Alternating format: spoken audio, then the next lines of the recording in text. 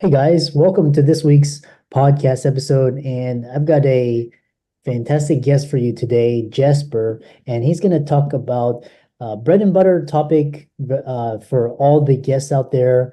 We're going to be talking about leadership development, company culture, effective work environment, and it's going to be a great conversation for the audience. So, Jesper, welcome.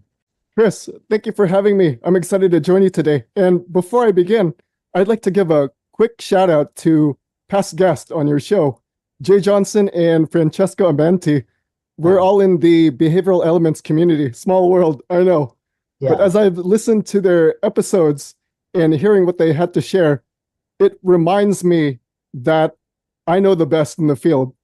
And for those listening out there, if you ever get an opportunity to connect with Jay or Francesca, go for it. They're very talented professionals. Yeah. Yeah, I had them on their show, and it sounds like you're part of the Amenti group. And so yeah, talk about your journey, your business, how you got started, and briefly 1 to 2 minutes, and then how the audience can benefit from your presence today. Absolutely. So, a quick memory that I wanted to share is from my mother, and there was something she remembered about me at a very young age. And I don't even remember the memory, but she told me that when I was about 5 or 6, she told me that I said, when I grow up, I want to be a leader. When I grow up, I want to be a leader.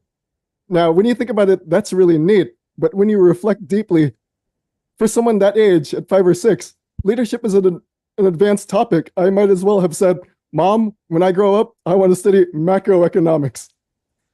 But as I've grown up, so many leadership opportunities had fallen into my lap. I just remember at a young age, I was involved in nonprofits and serving the community. As I got older, I was in various leadership roles where I was given firsthand experience in leading other teams. And then I was inspired by what I did. I went back to school for my executive master's degree in leadership, where I learned that leadership starts with yourself. If you can't lead yourself, you can't lead others. As the metaphor goes, put your oxygen mask first. And that metaphor applies to leadership. You want to lead yourself before you can lead others. And then after graduating, I landed into a management development program for a Fortune 500 company where I had the opportunity to get a firsthand look about the processes and procedures of a larger organization. So, all things considered, all the experiences, background that I've gained over the years, it's given me a greater appreciation of what leadership is, and that is learning and growing and taking that next step forward and helping other people learn and grow. And that's what takes me here today in really helping leaders and managers build stronger teams. Which this leadership concept is really interesting, and I've been really thinking about it because basically the nature of work is changing, and then also the nature of company and culture. And so I'm going to ask about that a little bit later. But first thing, I love this idea where you have this aha moment of what you want to do. And so first thing talking about is basically what appeals about leadership? Is it something that everybody has, or is it something that's taught? A lot of people, it's interesting. It's like, because I was listening to this one Susan Cain, she wrote The Power of Quiet, and she's talking about all these, we think to be successful, we have to be extroverted and gregarious and loud and all this, but she's actually saying, there's actually a space for people who are introverts, and they can actually create a difference. So what is this deal with leadership? Like, we kind of glorify it, and it's like we have this stereotype, but what is it about it? That's an excellent insight, Chris. With leadership, we're learning now that leaders are not born, they're made. And it comes from the experiences that we've gained throughout life. And this idea of extroversion and being outspoken and just going out there and presenting yourselves in a loud way, that's not what leadership is. That's personality. And we've learned just being loud does not necessarily mean things get done right away. Yeah. With leadership, you need to find this sense of purpose and meaning in the work we do. And then once you discover that, you want to share that with others so they can get a better understanding of how we can all work together. So gone are the days of viewing leadership as this sense of loud, explosive personality. And we're moving into an era where leadership is discovering a dream, a vision, a purpose greater than ourselves and making that happen. Interesting. Yeah, that's quite an epiphany there because I think, there's this whole thing with the mainstream media and there's always depict one thing. It's like they pick this one way to success. It's like this narrow definition of what it is, and it's so just kind of just it turns a lot of people off, quite frankly. And then so what I loved about it is like starting to become a leader. How did you develop leadership skills? What kind of early experiences or skills allow someone to start that path or journey? Absolutely. So at an early age, I remember being involved in various nonprofits, for example, the Boys and Girls Club, and I was a tutor helping the younger grades with their math homework.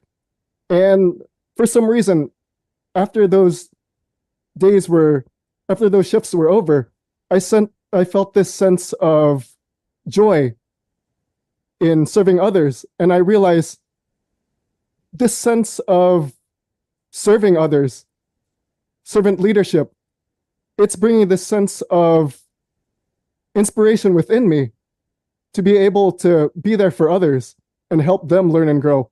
And then I just continued to apply that mindset in everything else I did. So when it came to the workplace, having employees and having a team and being able to lead them, it wasn't necessarily about the leader just barking orders. I wouldn't say, hey, do this, do that, do this, do that. That's how things work around here. No, no. On the other hand, it was more like, Chris, I'm working on this task at this moment. I want to find more efficient ways of getting it done. What's on your mind?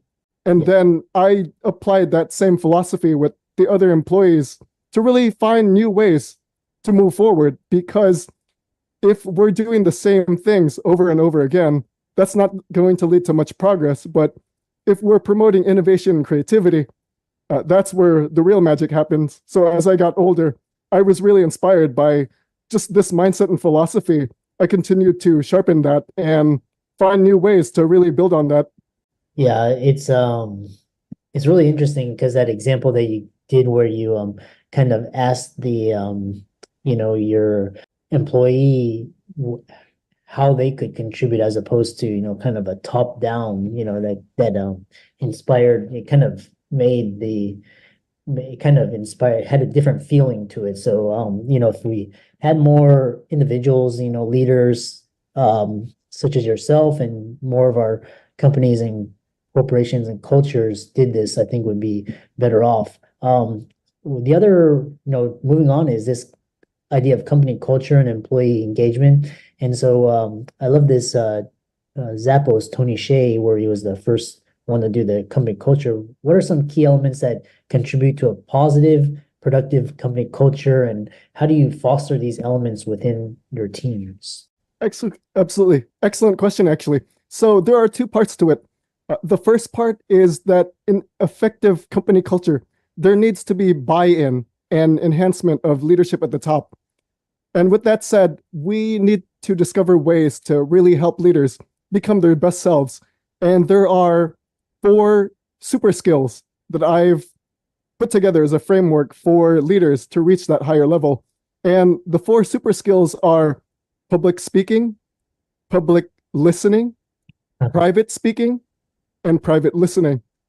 And these are the 4 skills that leaders need to develop to become more effective in their role. So with public speaking, it seems like an obvious one, but there are reasons that people need to develop that. And that is because leaders have a message.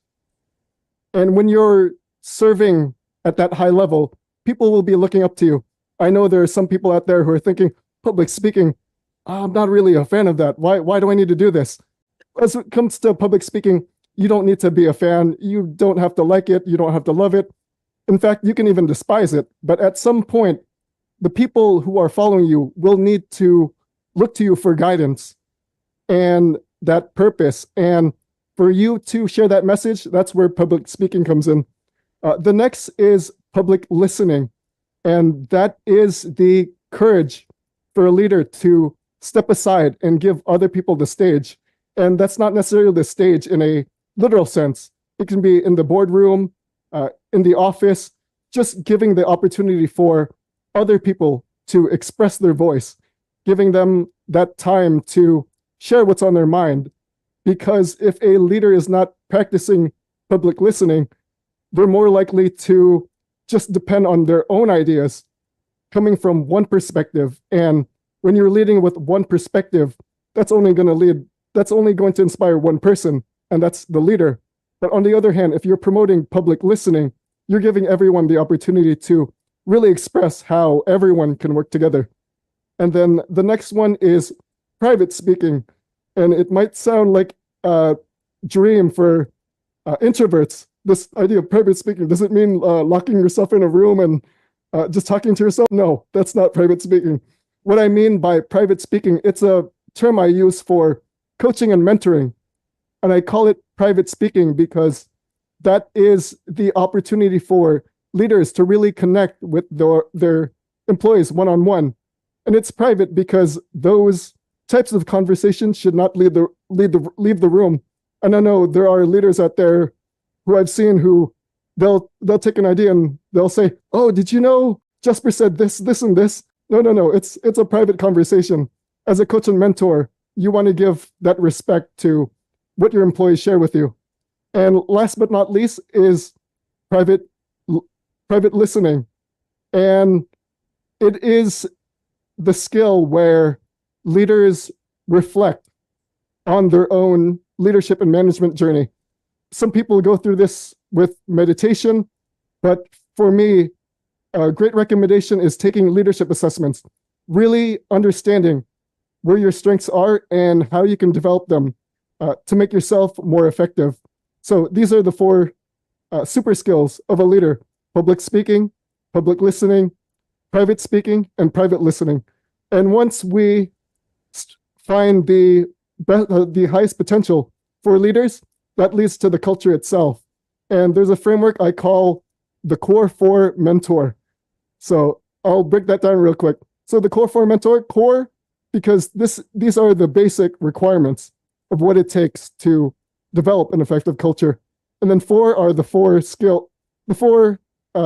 factors that develop it. And mentor, I use mentor deliberately because when you're looking at an effective company culture, it's founded on the idea that everyone should be looking out for each other and supporting each other's growth and development. So the 4 factors of the Core 4 Mentor, it spells the word life, L-I-F-E. Yeah. First one is listening, which is active listening, really giving everyone the opportunity to share their voice, and for the leader or other staff members to step aside and make it happen. As the saying goes, we have 2 ears and 1 mouth, and that is because we should be spending a lot more time listening.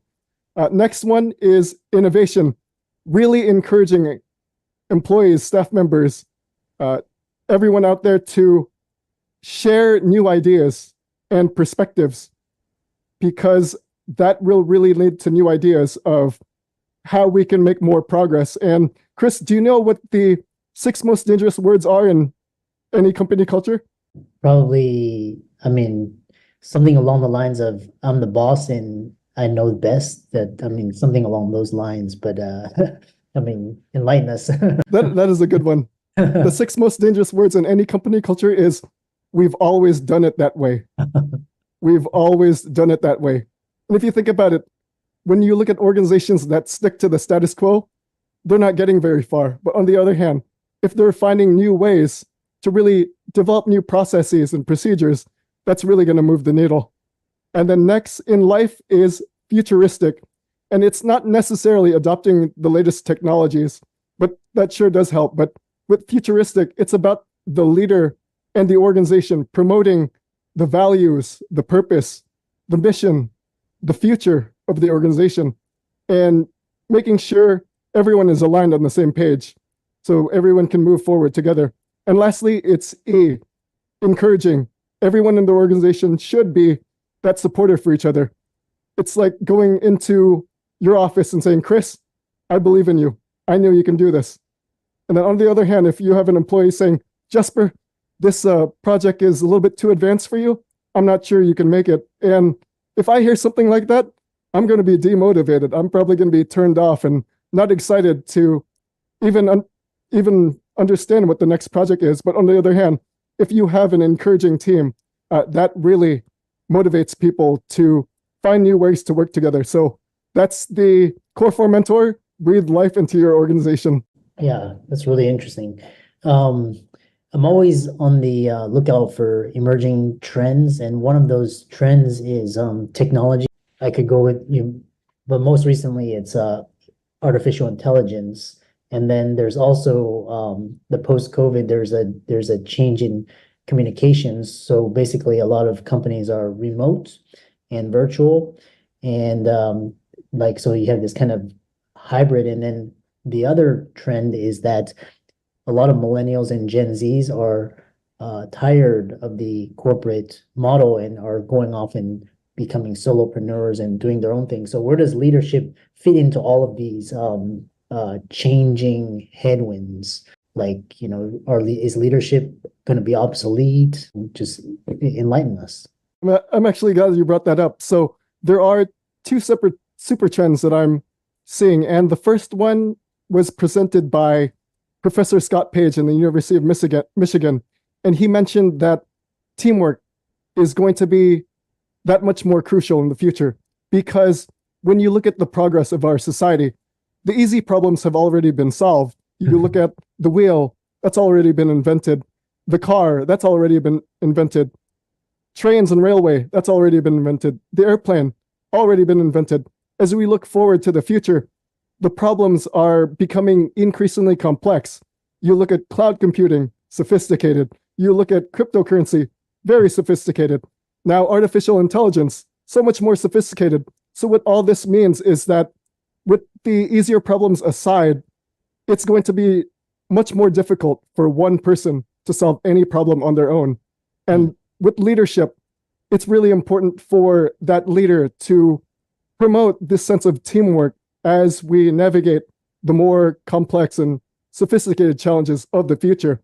And the second trend I noticed is it was presented by a researcher named Rohit Bhargava. He writes the non-obvious reports, and he mentioned a trend called amplified identity, where you see a growing number of people trying to promote individuality, especially in the age of social media, where you're seeing selfies as you scroll through your social media feed. Every other post is a selfie. But what that does mean is that everyone wants to stand out as an individual. And when you're in the workplace, every individual wants to share their voice and be heard. So what does this mean as a leader? It means that leaders need to be a lot more intentional in hearing out what everyone has to say. But at the same time, since the world's challenges are becoming more complex, they need to be more purposeful and deliberate in getting everyone on the same page. So it's this delicate balancing act where you're taking the perspectives and listening to everyone, but at the same time, combining these perspectives and making sure everyone is on the same page. So as technology continues to influence us and we see these trends, leadership is just much more important as we navigate and find ways for everyone to work together.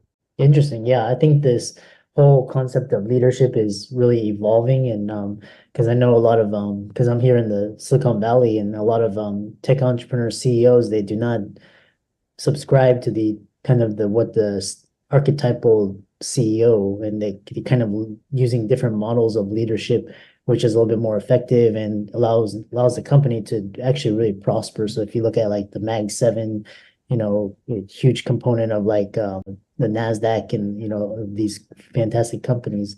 The other thing is I noticed you have a huge library, beautiful library in the background, and I'm always, Tony Robbins said, readers are leaders. So what are your top, kind of 3 books, life-changing books that the you can recommend it that the audience can go check out? So, with all the books, I absolutely love learning. With top three, that's a little bit difficult for top three specific books. However, top three authors I can recommend, and that is Brian Tracy, Zig Ziglar, and Les Brown. And the reason I share them is a lot of their thinking forms the foundation of effective leadership, because leadership starts with a mindset.